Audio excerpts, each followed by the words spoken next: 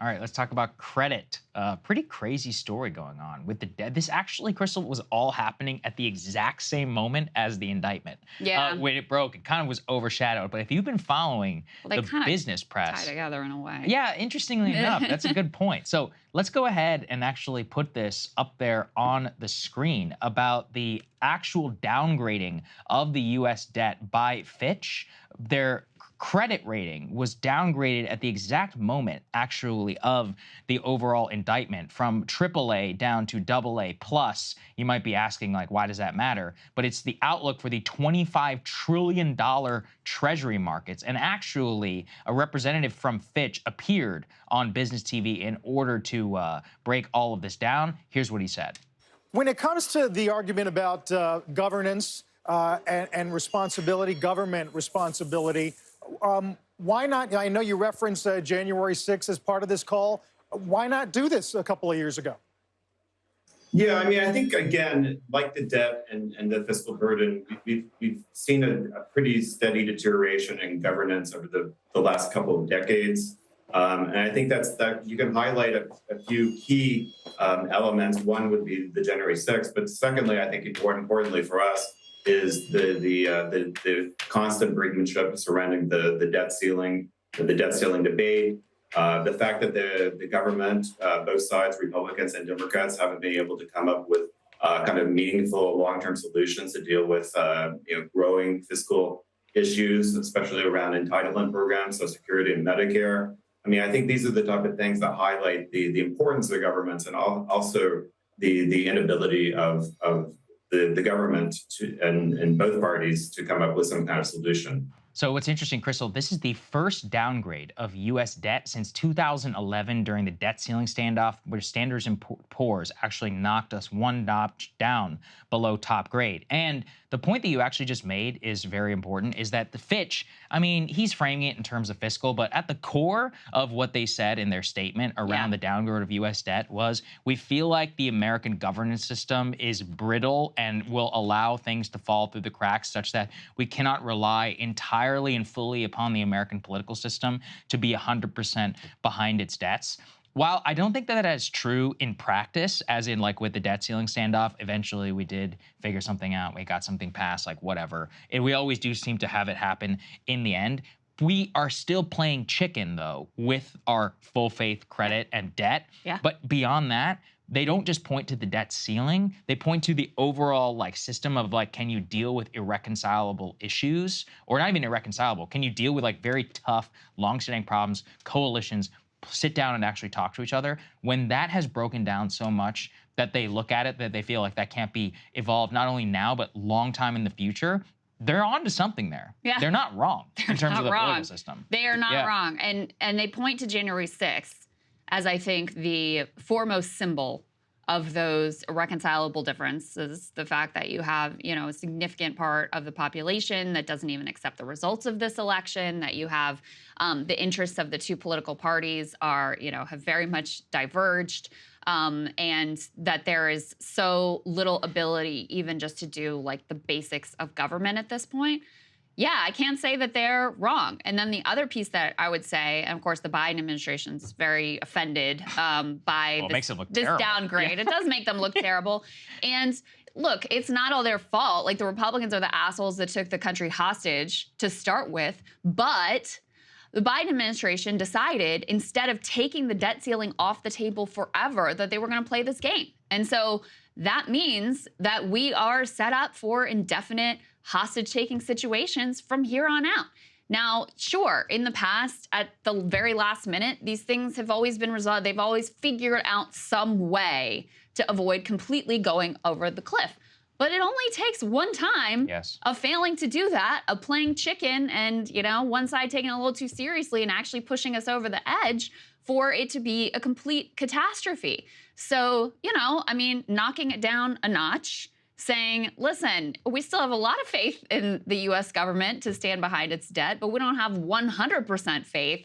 I think that's pretty reasonable. Yeah, and you referenced Biden's the Biden statement. Let's put this up there on the screen. Here was the statement from Karine Jean-Pierre. Quote, "We strongly disagree with this decision. The ratings model used by Fitch declined under President Trump and then improved under President Biden. It defies reality to downgrade the United States at a time when President Biden has delivered the strongest recovery of any major economy in the world, and it's clear that extremism by Republican officials from cheerleading default to undermining government's democracy to seeking to extend deficit-busting tax giveaways for the wealthy is continuing to threaten our economy." I mean, the part that begs belief here is the whole President Biden has delivered the strongest recovery of any major economy in the world. You know, they're continuing to stick with this freaking Bidenomics narrative. And listen, I mean, they can try and point their finger at the Republicans all they want. Here's the truth. They have just as much of a, as a role in systemic problems in the U.S. economy as in the Republican officials. If you listen to what Fitch and them said, it wasn't just about the debt ceiling and about January 6th or any of that. Really what it was is that it comes down to the actual fundamentals of our economy. And something that we talked a lot about, I've been thinking about this a lot, what went wrong for Biden. And the entire first year of his presidency is just one of the biggest own goals, in my opinion, in like modern presidential history. He was elected for one simple reason, which was to be normal and to not be Trump. And then one of the things that he almost immediately did was continue to go down not only mask mandates, vaccine mandates, but finally, the problem of inflation was not a problem that he tried to tackle until almost 18 months into his presidency. We had shipping problems almost immediately. The economy was going haywire. That's actually whenever things went to go negative for him. It was pushed fully over the cliff on Afghanistan because it was like a physical manifestation of failures. But I think that all came down from a vibe of like things are falling apart. And then eventually we get to the invasion of Ukraine, and that's where things really take a dive for him. But on the economic piece, totally. You could view it from many different angles. But he didn't make it a priority of his administration those first 9 months. Yeah. And by doing that, he lost the whole country.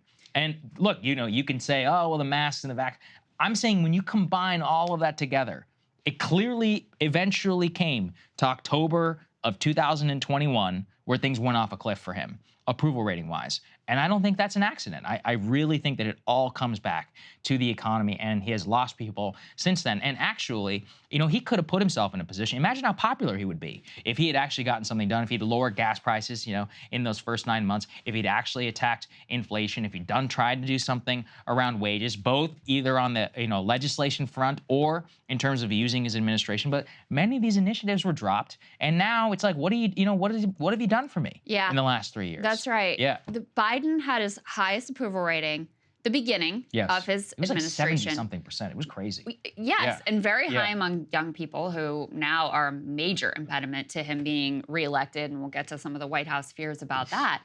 But, the beginning part of his presidency was actually very active. There were lots of executive orders coming out. There was, pandemic relief being passed. There were efforts to pass, bipartisan legislation. There was a lot going on. And some of the things that went through, like I always use the example of the child tax credit, they really worked. They really helped people. They really insulated a lot of people from the, worst parts of the COVID economy and the post-COVID economy. And then inflation starts to creep in. And there was no sense of urgency from the White House in tackling that. I mean, there was a lot of sort of hand waving it away. And I genuinely think that the American people do not expect the president to be a magician. I don't think they have unrealistic expectations of what they want this individual to be able to accomplish. But they at least wanted to see him trying to fight. And now we know, because we can see, okay, inflation's coming down, even though it doesn't really look like it had that much to do with the Federal Reserve policy, it has more to do with the fact that these supply chain kinks got worked down and, the fact that we've sort of moved forward into post-pandemic, et cetera. And it's made it more difficult for corporations to engage in the type of price gouging that they were. But there was no fight from him in terms of calling on the carpet people who were just out and out gouging American consumers. And it was very listless. And since then, whatever programs were put in place that were really helpful to people, one after another, those have expired. So what's the experience of most people over the course of the Biden administration? Yeah. It's their economic situation getting a little bit worse and a little bit worse and a little bit worse. I just saw this morning a poll from CNN that, you know, we're going to get a lot of commentary on, I'm sure, much of it extremely annoying, about how half of the country thinks the economy is getting worse, in spite of the fact that the Biden administration will go out and say, oh, this top line number is great and that top line number is great, and actually the economy is wonderful. People just don't really understand it. They need to read the New York Times more, I guess. Exactly.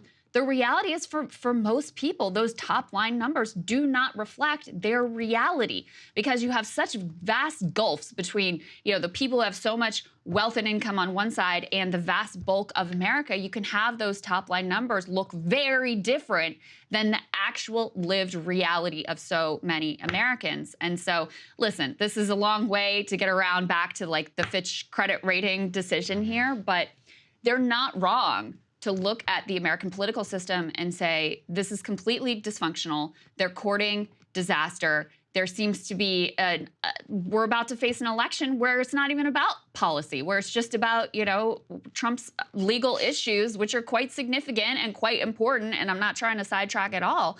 But how can you look at that landscape and say, yes, I've got full belief in the American political system that it's going to be A-OK? Yes, well said. Hey guys, if you like that video, go to breakingpoints.com, become a premium subscriber, and help us build the best independent media organization on the planet. That's right. We're subscriber funded. We're building something new. We want to replace these failing mainstream media organizations. So again, to subscribe, it's breakingpoints.com.